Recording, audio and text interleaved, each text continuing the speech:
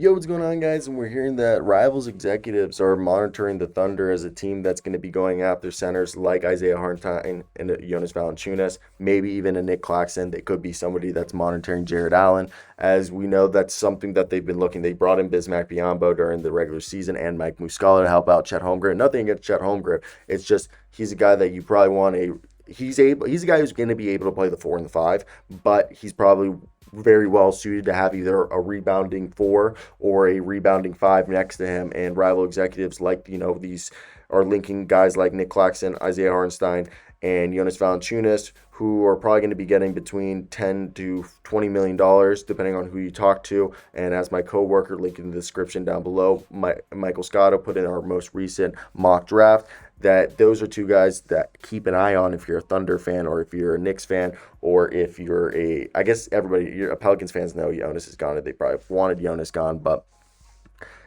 I know somebody's going to say, well, Isaiah Hartenstein's a Clipper in that picture. Well, this is the, first picture I found that they were both in it, and I'm on a time crunch right here. So the whole thing is what are you getting with each of these dudes? So the whole thing is with this year's free agency is I think the Thunder, if you look at their roster this upcoming offseason, what does it look like? They're trying to, jump into contention. Lou Dort, Shea, Chet, Kenrick Williams, Kassan Wallace, Ousmane Dieng, J-Dub, Lindy Waters, Isaiah Joe, Jay Will, Aaron Wiggins, and those guys are all part of the roster. Expectation is probably that I believe it's Aaron Wiggins and Lindy Waters. If they if they decline their options, they'll enter restricted free agency and do what Herb Jones did last year and be able to, get a contract negotiated this year instead of being unrestricted free agents next year. Isaiah Joe, they'll probably pick up the option. The assumption is because Aaron Wiggins replaced Kenrick Williams and Kenrick Williams is already paid, that Josh Giddey, Kenrick Williams, and Ousmane Dieng are more than likely on the trade block just because they either don't fit the team or they don't, match the team's timeline anymore.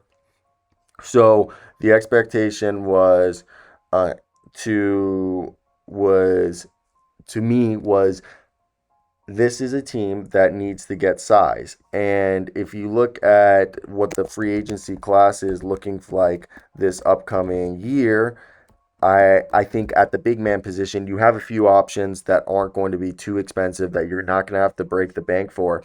And for me, especially the center position, which they're still trying to get back. I mean, the most expensive guy is going to be Nick Claxton because he's that switchable defender who can guard basically 1 through 5. He's got a good pick and roll finish game. He's a double guy. He just averaged 12 and 10 almost, 2 assists on 63% from the field. His offense game is limited, but he's efficient. Then you have Isaiah Hartenstein, who just posted a career year. He was a perfect fit for Tibbs. He's a tough down low guy. He's got good finishing ability, fantastic bruising screener, and he's a great rebounder on both ends. Jonas Valanciunas, was a top pick in the draft a decade ago. He's a guy who's a good post-up threat, great screener, can protect the paint as a drop coverage big-ish. He's not going to get a bunch of blocks, but he'll be there. He's a human, but he'll get exposed on switches.